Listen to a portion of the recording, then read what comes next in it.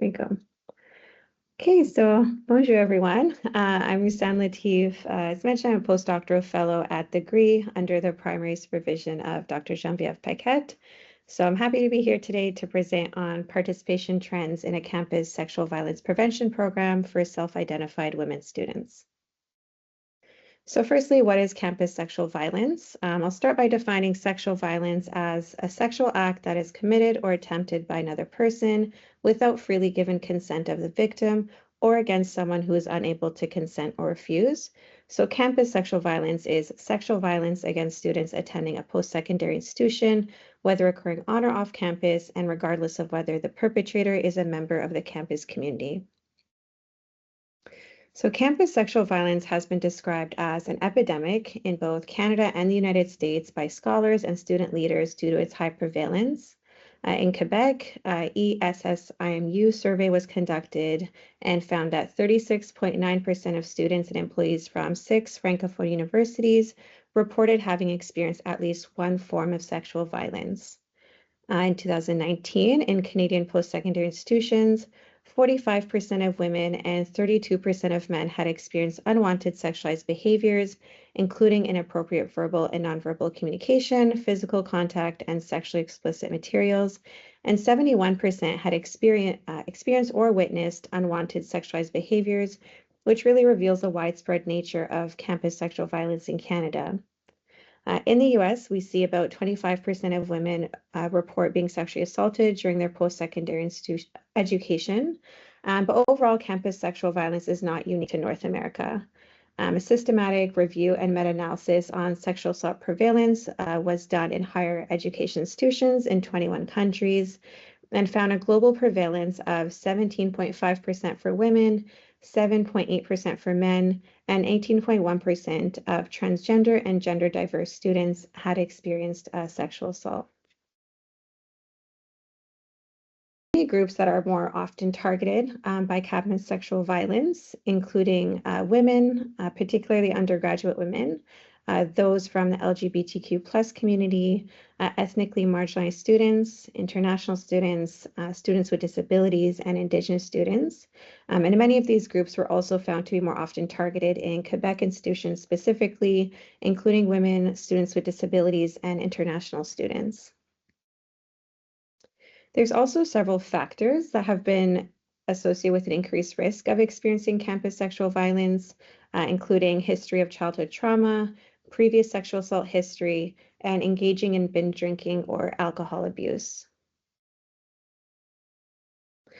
So campus sexual violence can have many negative outcomes for survivors, including those we typically see for survivors of sexual violence overall, including poor mental health and well-being, substance use, and sexual risk behavior, but also academic difficulties, such as low grade point average, dropping out, and various learning difficulties among students. So these supports, without any supports, negative outcomes may persist or worsen. This is particularly concerning when we see that many negative outcomes are more pronounced among those belonging to groups who are more frequently targets of sexual violence. So unfortunately, the majority of students who experience campus sexual violence do not seek support from formal resources on or off campus, and we see this more likely among students from marginalized groups. So there's various reasons for this. Some that are cited in the literature has been a lack of confidence, a lack of trust in these services or the institution, previous negative experiences with disclosures, as well as some unique barriers based on social identities of students. For example, ethnically minoritized survivors have reported concerns about limited cultural competence within services and the perception that women who are racially or ethnically marginalized are regarded as less credible survivors. Various concerns have been raised by marginalized groups of prevention programming and messaging, such as feelings of exclusion and dissatisfaction when they have engaged in programming. So scholars have advocated for sexual violence prevention programs on campus to improve inclusion access for marginalized students.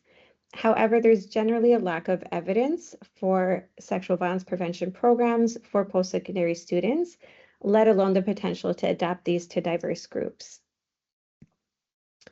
So one such exception is the Enhanced Assess Acknowledge Act, or EAA program, which is also known as Flip the Script with EAA. So in this study, we're focused on the French translation of this program, which is Renverse avec BÉRA. And so this was adapted for Francophone students, and it is the same as the EA program overall and includes 12-hour small group campus sexual assault resistance and education programming designed specifically for 17 to 24-year-old university students of all sexual identities who identify as women.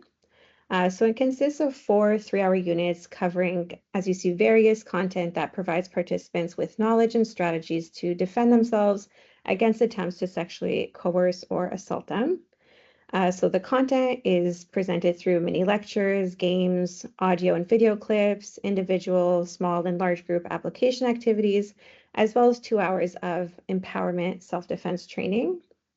And it can be offered in several parts, such as on 4 weekday evenings or grouped together, such as all 4 units being provided on a single weekend.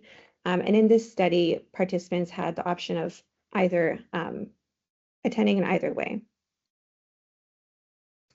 So this is an evidence-based program, and currently it's the only rigorously evaluated prevention program proven to decrease the risk of sexual victimization among female-identified university students. So it was evaluated using a randomized controlled trial. And in this study, they found that 46% of students who completed the program were less likely to experience completed rape. 63% were less likely to experience attempted rape in the following year compared to those who did not receive the program, with reduced risk 2 years after taking the program. Despite its demonstrated effectiveness, it's unknown whether the hesitation to access sexual assault support services among students from marginalized and vulnerable groups also affects their willingness to participate in prevention programming like EAA. So given the need to ensure that prevention initiatives are equitably accessed by those most at risk, the purpose of this study was to compare the characteristics of students who chose to participate in the BÉRA program to students in a control group across 7 Canadian Francophone universities over 5 academic years. So as mentioned, 7 universities participated in the study. 5 of these implemented the program in French, and 2 universities did not implement the program. But all 7 universities were part of the initial recruitment for the representative comparison group. So this was done over 2 academic years. And recruitment was through registration offices at the different campuses. So any student that was registered as a woman between 17 and 24 years old was eligible. And this sample was representative as well based on age and residency status. So from this larger group, there was a random selection of a subset of the sample, and these students were emailed to an invitation to participate in the study. So there's a bit of a break because of COVID. And then for 3 academic years, recruitment started for the experimental or EAA group. So I'll talk a bit about what the recruitment looked like for this study, which I think is key because we're talking about reach. So recruitment varied by campus and semester. Overall, there were 4 different recruitment posters that were created, and I've presented those 4 main posters here. So all 4 were distributed across the 5 campuses that implemented EAA in different ways. So some of these ways were through social media, such as Facebook pages, student services websites, emailing eligible students. Posters were also physically displayed on campus. As shown in the picture in the bottom right, some universities set up promotional kiosks where posters were displayed, particularly at the beginning of the semester, and someone was present to discuss the study to interested participants. Some universities also had researchers go into classrooms for 10 minutes to talk about the study, invite those who are interested to contact the study or look at the flyers. And here they targeted first-year classes primarily that were mandatory for programs in different faculties to reach as many students as possible. And as you can see through some of the posters that are displayed, efforts were made to make posters more inclusive. So we see, for example, in the middle poster that different racial groups are presented. Also, when students scanned the QR code, it was clear that those who self-identify as women were welcome to participate, to really encourage gender diverse participants as well. So for both the comparison and the control group, they completed a set of questionnaires, including a sociodemographic questionnaire that really captured some of the characteristics and factors that have been associated with sexual violence, such as age, gender identity, ethnicity, disability, legal status, and substance use. We also looked at sexual assault experience between the age of 18 and the time of the study through the Sexual Experiences Survey, short form victimization. And child maltreatment, such as physical and sexual abuse occurring before age of 18 years, was assessed using questions from 2 subscales of the Early Trauma Inventory short French version. Various statistical analyses were conducted to determine whether several groups among EAA participants were over or underrepresented, and adjusted residuals were used to determine whether the significant differences were observed across specific groups. So overall, the control group consisted of a representative sample of 710 students, which represented the total population of 36,267 students in the 7 universities. And the experimental or EAA group consisted of 268 students who decided to participate in the EAA program. Overall, we found that several groups with sociodemographic characteristics and factors that have been linked to higher exposure to campus sexual violence were overrepresented in the EAA group. And I'll go through each of those.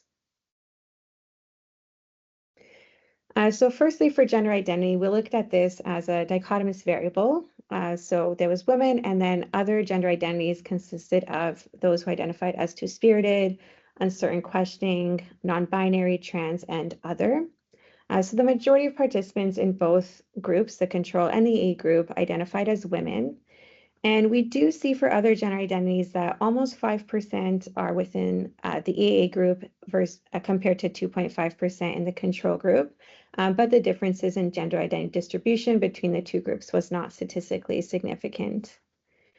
When we look at sexual orientation, we see that across both the control and EAA group, most students identified as heterosexual. But there was a significant difference in sexual identity distribution across the groups. So I've highlighted in green the significant differences based on adjusted residuals. So we see that compared to the control group, heterosexual students were underrepresented in the EAA group, whereas students who identified as bisexual or bicurious, asexual, pansexual, allosexual, and with other sexual identities were overrepresented in the EAA group. We also looked at visible minority status. So this is a language that was used in the Canada General Social Survey, but we recognize that more common terms now are minoritized and marginalized. But in terms of the use in the survey, this was the language that was used here. And we found that there was a significant difference between the 2 groups in terms of identifying as a visible minority. And in the EAA group, those who did identify as visible minority were overrepresented in this group. When we look at specific ethnic and cultural groups that students had the opportunity to identify as, we see that there was a significant difference in ethnic and cultural group distribution between the control and EAA group. And I've highlighted in green specifically, we saw that students who identified as North American were overrepresented in the EAA group and underrepresented in the EAA group. And those students who identified as African were overrepresented in the EAA group. In terms of disability status, this also differs significantly between the control and EAA group. So in this study, this was determined by asking students, do you have a health problem, impairment, or disability that impacts your daily life? So we saw that those that answered yes were overrepresented in attending the EAA group. We also looked at residency status, so that included identifying as Canadian, First Nations, Métis, or Inuit, as well as students who were permanent residents or international students. And we found that there was a significant difference between the two groups. In particularly, those who identified as being Canadian, First Nations, Métis, or Inuit were underrepresented in the A group, whereas those who were permanent residents or international students were overrepresented in the A group. We also looked at several risk factors that I mentioned in the introduction, and one of these was alcohol consumption. So we see in this chart that most students in both the control and the EA group reported drinking alcohol once a week or less. And when we did analysis, we found that there was a statistically significant difference in alcohol consumption between the groups. So specifically, those who consume alcohol 2 to 3 times per week were underrepresented in the AA group, and those who never consumed alcohol were overrepresented in the AA group. We also tested for binge drinking, but we found that there was no statistically significant difference between the two groups.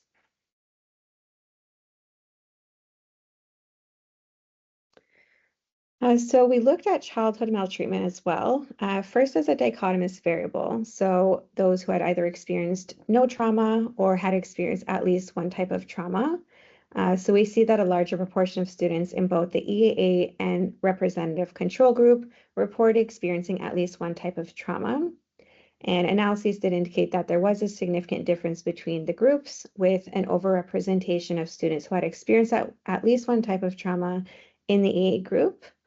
We did also do sub-analyses for different types of trauma and found that students in the AA group were consistently overrepresented among those reporting exposure to adversity before age of 18 years.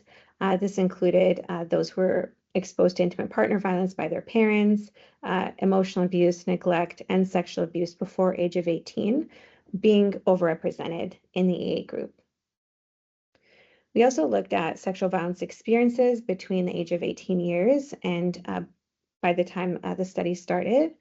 And statistical analysis revealed that having a history of experiencing any form of sexual violence or sexually assaultive tactic between the control and EA group was not statistically significant.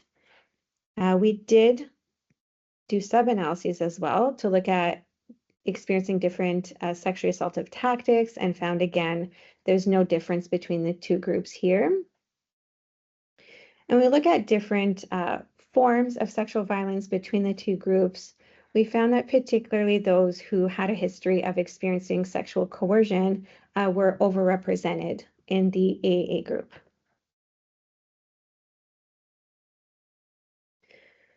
So contrary to prior research suggesting that students from marginalized groups and those vulnerable to campus sexual violence, such as sexual and visible minorities, students with disabilities, international students, etc., are less likely to engage in campus sexual assault prevention programming, there's actually a higher participation among students from several of these groups who are more often targeted in the EA program. So we can speculate that this may have been due to effective outreach and recruitment strategies, such as including more inclusive messaging and displays in our program recruitment, potential strengths in program accessibility with the different options that were offered, possibly greater perceived relevance. So there may have been an element of self-selection bias, even though for the control group, for example, it was randomized. But in terms of those who participate in the AA group, there might have been some self-selection bias. So those that did participate see this program as being more relevant to their lived experiences. But at the same time, we saw students with other particular risk factors were not more likely to attend the AA group. One example was when we looked at alcohol consumption.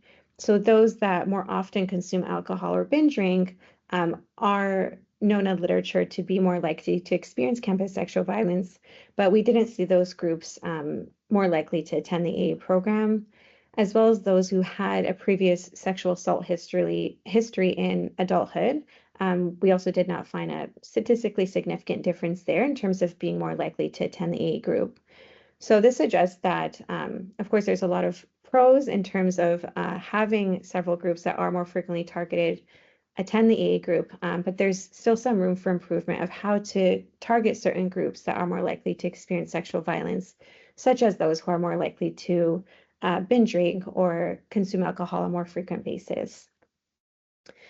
So in terms of next steps, one is evaluating the effectiveness of EA across intersectional groups. So we know that many of them, many marginalized groups and those who are vulnerable to campus sexual violence are attending.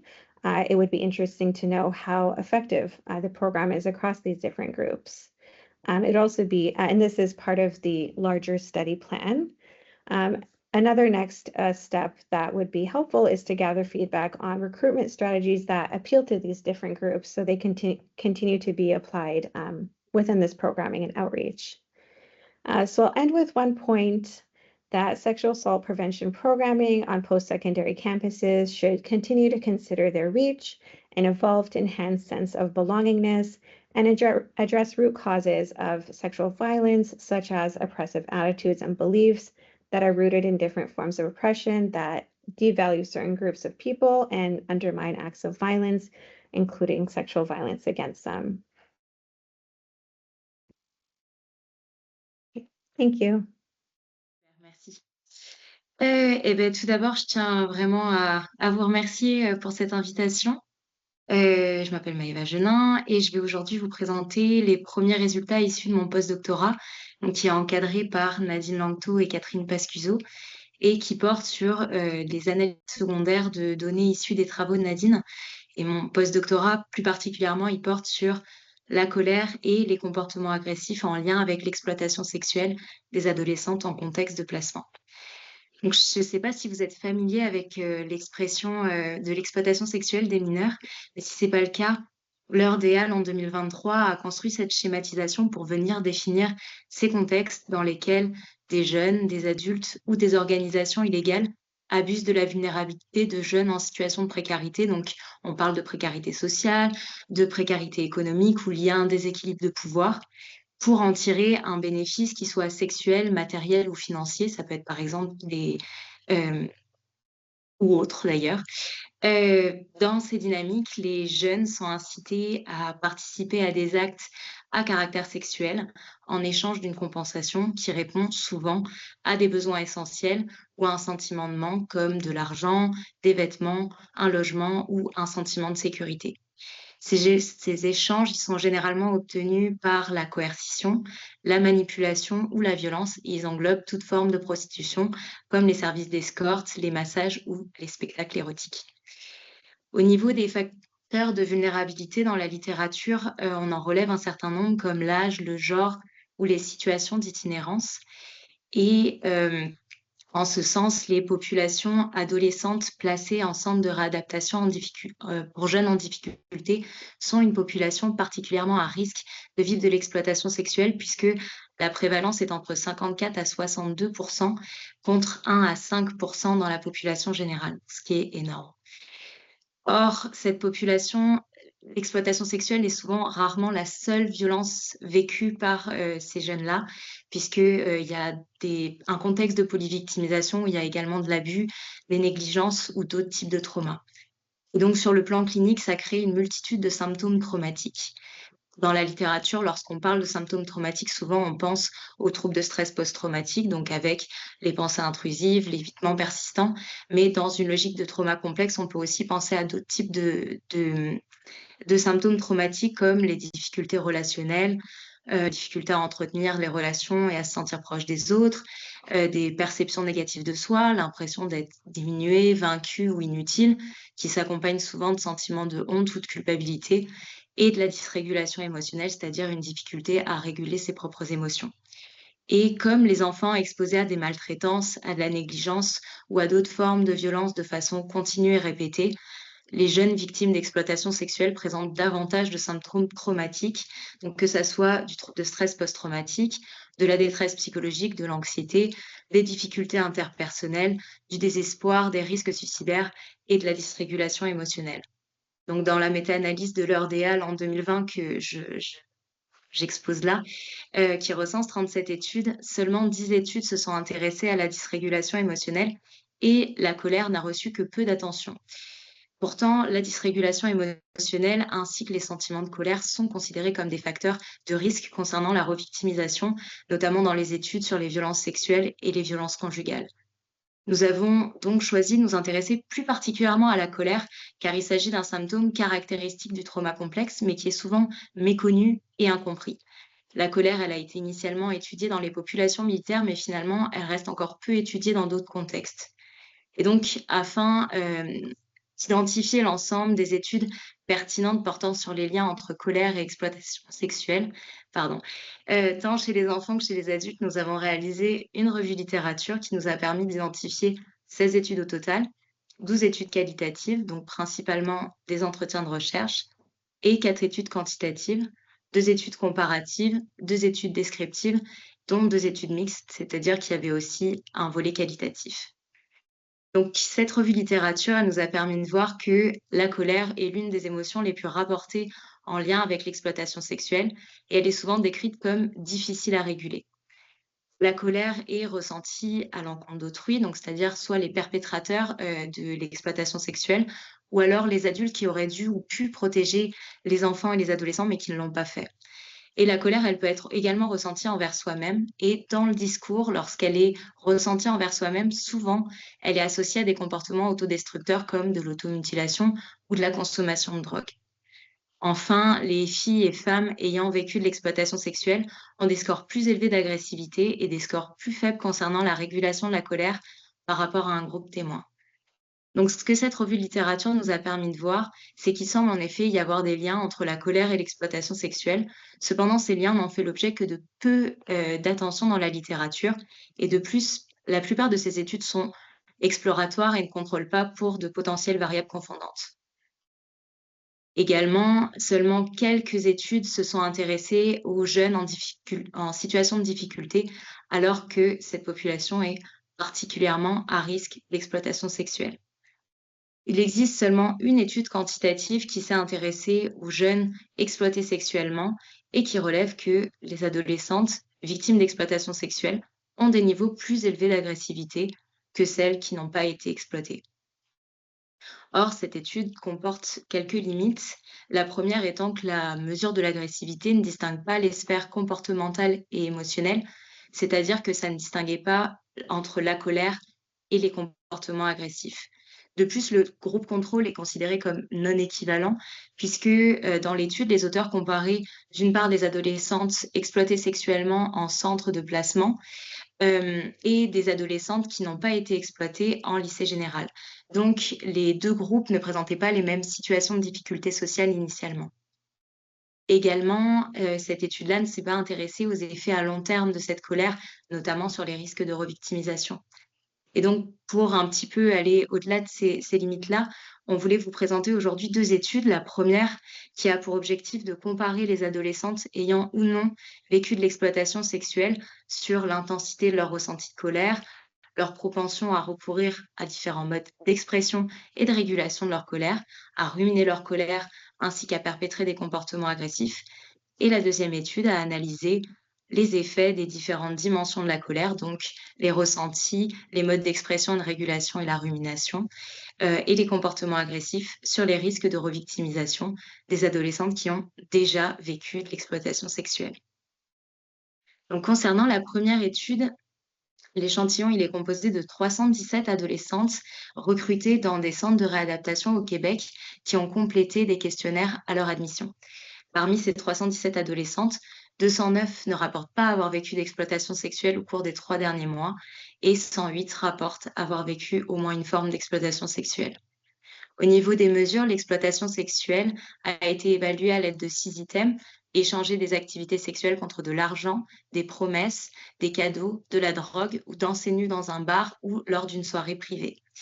Et plusieurs questionnaires ont également permis de mesurer différentes dimensions de la colère ainsi que les comportements agressifs perpétrés par les adolescentes. Donc au niveau des analyses, on a réalisé une série d'ANCOVA pour différencier les 2 groupes d'adolescentes sur les variables d'intérêt.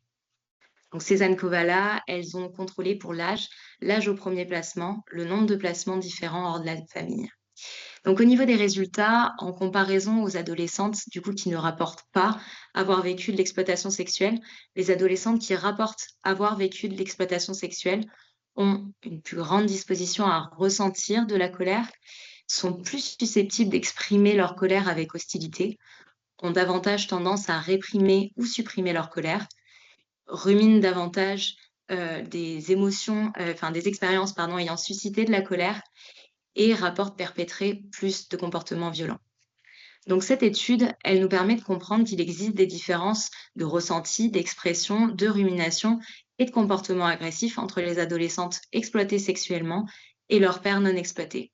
Cependant, on ne sait pas encore si la colère vécue est associée à un risque de revictimisation, et c'est exactement l'objectif de la seconde étude. Donc, dans la précédente étude, nous nous sommes intéressés qu'aux données recueillies lors de l'admission en centre de réadaptation, donc au temps 1. Et pour répondre aux objectifs de cette seconde étude, nous avions besoin d'un devis longitudinal afin d'observer chez les adolescentes ayant vécu au moins une situation d'exploitation sexuelle les liens entre, d'un côté, leur colère et leur comportement agressif, et de l'autre, les risques de revictimisation, que cette revictimisation, elle survienne immédiatement après ou à un temps de mesure plus subséquent. Pour avoir une vision plus complète de l'exploitation sexuelle au travers de ce devis longitudinal, nous n'avons pas voulu nous limiter à inclure seulement les adolescentes ayant vécu de l'exploitation sexuelle au temps 1, mais à inclure les adolescentes ayant pu vivre à d'autres temps de mesure de l'exploitation sexuelle pour la première fois.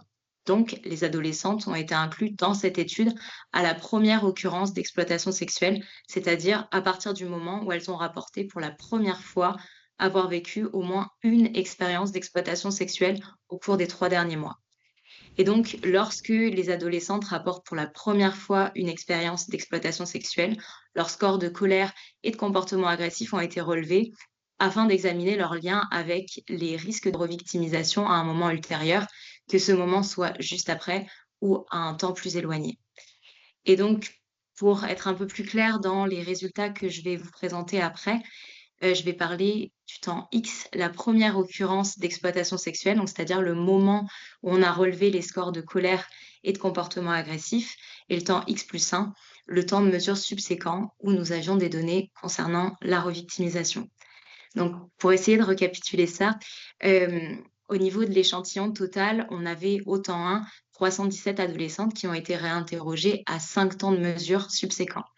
Au niveau de l'étude 2, de l'échantillon de l'étude 2, nous avons inclus 133 adolescentes ayant vécu de l'exploitation sexuelle à au moins un des 4 premiers temps de mesure. Et donc, parmi ces 133 adolescentes, 55 ont par la suite été revictimisées, c'est-à-dire qu'elles ont de nouveau vécu de l'exploitation sexuelle à un autre temps de mesure. Et parmi elles, parmi les 133, 77 n'ont pas revécu d'exploitation sexuelle par la suite. Donc, je viens de vous présenter la population et au niveau des mesures, on a utilisé exactement les mêmes mesures que pour l'étude 1, donc je vais peut-être pas venir les représenter. Au niveau des analyses, on a réalisé une série de régressions logistiques pour examiner si la colère et les comportements agressifs, autant du coup X, sont associés à de la revictimisation à un temps subséquent, donc à un temps X+1. Et donc, au niveau des résultats, on peut voir que certaines dimensions de la colère sont significativement associées à un risque accru de revictimisation sexuelle. Donc, parmi les participantes ayant une probabilité plus élevée de revictimisation, elles sont plus susceptibles de ressentir de la colère, avoir une plus grande disposition à en ressentir, sont plus susceptibles d'exprimer leur colère avec hostilité, d'essayer de réprimer ou de supprimer leur colère, et de ruminer leur colère. Donc, avec ces 2 études, on peut voir que non seulement certaines dimensions de la colère et des comportements agressifs permettent de différencier les adolescentes ayant vécu de l'exploitation sexuelle de celles qui n'en ont pas vécu, mais que certaines dimensions de la colère sont associées à un risque de revictimisation, notamment la disposition à ressentir de la colère, l'expression hostile de la colère, la suppression de la colère et la rumination de la colère, qui sont des dimensions qui ressortent dans les 2 études. Donc, ce qu'on peut retenir des résultats de manière très générale, c'est que déjà, il semble important de venir dissocier les dimensions de la colère entre elles, mais aussi de différencier la colère des comportements agressifs, puisqu'en effet, on n'a pas forcément les mêmes résultats en fonction des différentes dimensions. Et de manière générale, on peut quand même relever avec ces 2 études que les adolescentes qui ont vécu de l'exploitation sexuelle présentent des difficultés concernant la colère et que ces difficultés sont associées à un risque accru de revictimisation. Mais du coup, maintenant, qu'est-ce qu'on fait de ces résultats et finalement, quels sont aussi les enjeux pour la pratique? Donc si on revient à la littérature générale sur la colère, on voit un petit peu apparaître 2 types de littérature. Une première qui vient rappeler que la colère est associée à la dysrégulation émotionnelle et que, c'est associé à des issues défavorables en santé. Et la seconde littérature qui vient plutôt rappeler que la colère, comme toute émotion, a des fonctions adaptatives et que c'est important de les prendre en compte. Donc si on vient vis-à-vis de cette première part de la littérature, on peut déjà rappeler que la dysrégulation émotionnelle, comme la colère, sont des symptômes du trauma complexe et que la dysrégulation émotionnelle, comme la colère, sont considérés comme des facteurs de risque de revictimisation, que ça soit dans le cadre des violences sexuelles, dans le cadre des violences conjugales également, mais aussi on le voit dans le cadre de l'exploitation sexuelle. Au niveau de la deuxième part de la littérature, on voit que, elle vient souligner le fait que la colère est avant tout une émotion universelle et adaptative qui a des fonctions, comme par exemple la fonction de conscientisation. Donc c'est-à-dire que la colère, elle peut permettre de visibiliser la transgression d'une norme morale ou sociale. Donc c'est par exemple dans le cadre de l'exploitation sexuelle, les professionnels qui travaillent avec les jeunes exploités sexuellement soulignent que la colère est associée à la réalisation de la nature oppressive des relations. Dans cet article-là, il faisait l'exemple d'une adolescente qui, était dans une relation conjugale exploitante et au moment où cette adolescente réalise la nature exploitante de cette relation, c'est là où émerge la colère. Également, la colère aurait, une fonction d'action puisque c'est une émotion qui est souvent associée à la rébellion, contre des situations d'injustice et d'oppression. On peut, par exemple, dans le cas des violences sexuelles, penser au mouvement MeToo et aux actes militants où la colère sous-tend ces actes militants. Et on peut aussi, citer l'article de Rébuc et Rébuc en 2016 qui souligne que les actes de délinquance commis par les jeunes sans-abri peuvent être considérés comme des comportements de résilience, dans le sens où ils reflètent leur adaptation à des situations de précarité et de vulnérabilité marquées. Donc les auteurs parlent par exemple de comportements adaptés à des situations extrêmes. Enfin, j'aimerais venir ressouligner que la colère est une émotion qui est souvent stigmatisée. Stigmatisée en particulier chez les femmes qui brisent les normes de genre et qui présentent des comportements agressifs ou criminels. Et cette stigmatisation, elle se retrouve chez les professionnels qui travaillent avec les jeunes en placement et ils trouvent plus souvent et préfèrent travailler, ils trouvent plus facile, pardon, et préfèrent travailler avec les garçons plutôt qu'avec les filles, qu'ils décrivent comme manipulatrices, superficielles, hypocrites, jalouses, vindicatives, hystériques, alors que les garçons sont souvent plus considérés comme sincères et actifs. Ainsi, si on vient faire le lien entre nos résultats et cette littérature, ce que nos résultats suggéreraient, c'est tout d'abord de contextualiser la colère et les comportements agressifs pour aussi comprendre leurs éventuelles fonctions adaptatives, c'est-à-dire d'aller au-delà de la stigmatisation pour comprendre les fonctions que peuvent avoir cette colère dans des situations qui sont peut-être extrêmes et où la colère est peut-être nécessaire. Enfin, c'est aussi de venir comprendre la colère comme une émotion traumatique qui est associée au risque de revictimisation et donc peut-être cela nécessiterait de favoriser sa régulation, notamment par exemple avec des approches qui seraient sensibles au trauma. Au niveau des limites qui seraient inhérents aux 2 études que je vous ai présentées, on peut tout d'abord citer les mesures de la colère, puisque nous n'avons que des mesures auto-rapportées qui ne nous permettent pas finalement de différencier les contextes et les circonstances qui ont pu susciter cette colère. Cependant, comme nous venons de l'aborder précédemment, il semble important de comprendre les contextes de la colère pour comprendre ses éventuelles fonctions. Donc on pourrait imaginer par exemple varier les sources d'information, professeurs, parents, adolescentes, afin de mieux comprendre les contextes d'émergence de cette colère. Également, au niveau des mesures de l'exploitation sexuelle, seulement 6 items autorapportés ne permettent pas d'évaluer l'ensemble des contextes dans lesquels de l'exploitation sexuelle peut survenir. Malgré tout, malgré cette potentielle minimisation finalement de la prévalence de l'exploitation sexuelle, il y a quand même 33,9% au temps 1 des adolescentes qui rapportent vivre de l'exploitation sexuelle, ce qui est assez énorme comme chiffre et un chiffre que je voulais vraiment souligner ici. Enfin, une des limites que nous avons dans les 2 études que je viens de vous présenter, c'est que, malgré qu'on contrôle, les analyses pour l'âge au premier placement et le nombre de placements, on n'a pas forcément contrôlé pour d'autres types de traumatismes et de maltraitance, ce qui serait important à prendre en compte dans de prochaines études pour cibler notamment les effets spécifiques de l'exploitation sexuelle, au-delà de contextes d'oppression de manière plus générale. Au niveau des perspectives et des travaux qu'on aimerait mettre en place, par la suite, donc on aimerait déjà poursuivre ce devis longitudinal afin de voir, les effets de la colère sur l'exploitation sexuelle, mais aussi ceux de l'exploitation sexuelle sur la colère et notamment investiguer un petit peu plus le temps cis que je vous ai pas présenté, un temps où les adolescentes, ce suivi de cohorte-là arrive à être jeunes adultes et donc ça pourrait être très intéressant d'avoir, des temps un petit peu plus subséquents pour voir comment la colère et l'exploitation sexuelle, quels sont leurs liens quand elles deviennent jeunes adultes. Et on aimerait également, faire des analyses cross-lag, donc qui mesurent les effets spécifiques de l'exploitation sexuelle sur la colère à chaque temps de mesure, pour voir si la survenue, d'exploitation sexuelle à un moment T explique des changements dans les niveaux de colère, et ce, à chaque temps de mesure. Eh bien, c'est fini pour moi et merci beaucoup.